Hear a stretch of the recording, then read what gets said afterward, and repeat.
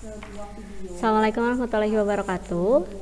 Selamat pagi anak-anak kelas 12. Pada video kali ini kita akan melanjutkan pembahasan mengenai mutasi. Sebelumnya kalian sudah mempelajari tentang macam-macam mutasi. Ada mutasi gen, ada mutasi kromosom. Nah, pada video kali ini kita akan mempelajari tentang faktor penyebab mutasi atau disebut juga mutagen dan peranan mutasi dalam kehidupan. Ada yang menguntungkan tapi ada juga yang merugikan manusia. Baik, silakan materinya disimak baik-baik. Oke. Jadi, apa itu mutasi? Nah, ini review dulu ya. Jadi, mutasi itu adalah perubahan yang sifatnya mendadak atau menurun. Perubahannya bisa diakibatkan karena lingkungan. Karena perubahan itu pada gen, tentu dia akan diturunkan. Jadi mutasi itu syaratnya yang pertama harus ada perubahan pada materi genetik. Kemudian perubahan tersebut bersifat dapat atau tidak dapat diperbaiki. Ada yang bisa diperbaiki tapi hanya fenotipnya saja ya, gennya tetap tidak bisa diperbaiki. Kemudian hasil perubahan tersebut diwariskan secara genetis pada keturunan berikutnya. Dan makhluk hidup yang mengalami mutasi itu disebut mutan. Kenapa bisa terjadi mutasi? Ada beberapa faktor yang menyebabkan mutasi. Nah, faktor tersebut disebut mutagen. Mutasi itu ada yang terjadi secara alami, disebutnya mutasi spontan. Misalnya karena ada panas, karena ada radiasi, sinar kosmis, batuan radioaktif, sinar ultraviolet, radiasi, mikroorganisme dan sebagainya. Tetapi itu secara spontan alamiah dengan sendirinya. Ada juga mutasi buatan yang disebabkan oleh usaha manusia. Misalnya pemakaian bahan radioaktif untuk diagnosis, terapi, deteksi suatu penyakit. Misalnya yang sering di ronsen gitu ya. Terus sterilisasi dan pengawetan makanan. Ada juga yang menggunakan senjata nuklir, misalnya kejadian Hiroshima Nagasaki ya, itu juga bisa menyebabkan mutasi, penggunaan roket dan televisi. Kemudian macam-macam mutagen ada 3 macam, ada mutagen bahan kimia, ada mutagen fisika, dan mutagen biologis. Mutagen kimia tentu dari zat-zat kimia, misalnya penggunaan kolkisin atau digitonin. Kolkisin itu bisa menghalangi terbentuknya benang spindle pada proses anafase sehingga menghambat pembelahan sel dan anafasenya terganggu. Kemudian mutagen bahan fisika misalnya pada sinar ultraviolet, sinar radioaktif dan sinar gamma. Contohnya sinar UV itu bisa menyebabkan sel bermutasi dan menyebabkan kanker kulit. Kemudian mutagen bahan biologis misalnya virus atau bakteri yang bisa menyebabkan perubahan pada struktur genetis. Mutasi itu ternyata tidak selamanya merugikan ya. Ada mutasi yang bisa dimanfaatkan, misalnya sel-sel tumor,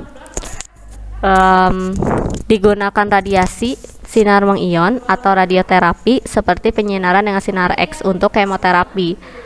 Dan kemoterapi untuk menghambat perkembangan sel-sel tumor dan kanker. Jadi diharapkan si gennya itu berubah sehingga yang aslinya kanker menjadi normal. Kemudian ada juga mutasi yang sengaja dilakukan pada tanaman hortikultura, misalnya sayuran dan tanaman hias atau ornamen. Misalnya ada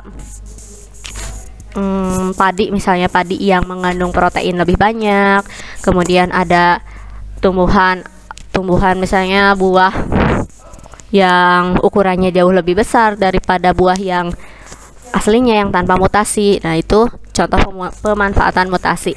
Ada juga yang digunakan untuk menciptakan benih unggul, misalnya gandum, tomat, atau kol poliploidi yang biasanya ukurannya itu jauh lebih besar. Tapi ada juga dampak negatif mutasi. Misalnya kalau pada manusia ada yang menyebabkan sindrom Turner, sindrom Down, ada juga penyakit albino dan lain sebagainya. Kemudian penggunaan sinar radioaktif pada proses mutasi dapat menyebabkan tumbuhnya sel kanker dan cacat bawaan pada janin dalam rahim. Kemudian pemberian insektisida yang tidak sesuai dosisnya juga dapat mengakibatkan mutasi pada hama, sehingga justru akan jadi tambah banyak hamanya, mengalami peledakan hama dan merusak tanaman.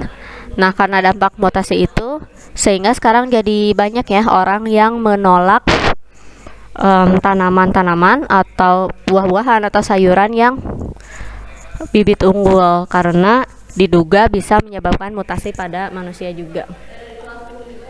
Nah, ada beberapa kelainan pada manusia akibat terjadinya mutasi dan itu disebut sebagai sindrom.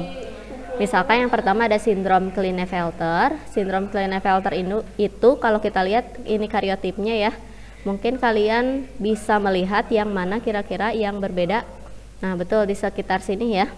Jadi kalau pada manusia seperti yang sudah kalian tahu, kalau gen kelaminnya XX maka dia akan tumbuh jadi perempuan, tetapi kalau XY dia akan tumbuh jadi laki-laki.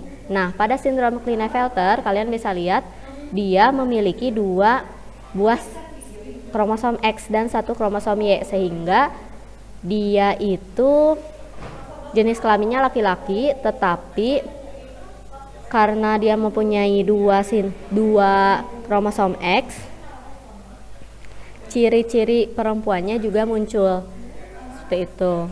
Nah, itu namanya trisomik ya, kelebihan 1 kromosom.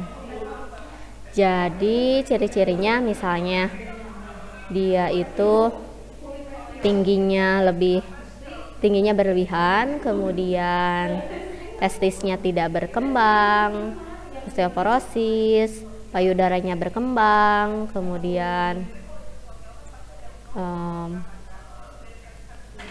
IQ-nya rendah, kemudian tidak bisa menghasilkan sperma, mandul, dan lain sebagainya. Itu sindrom Klinefelter. Kemudian ada sindrom Patau. Nah, sindrom Patau itu memiliki kelainan di kromosom nomor 13 trisomik ya, kelebihan 1 kromosom. Bisa nomor 13, bisa 14, bisa juga 15. Penderita sindrom ini memiliki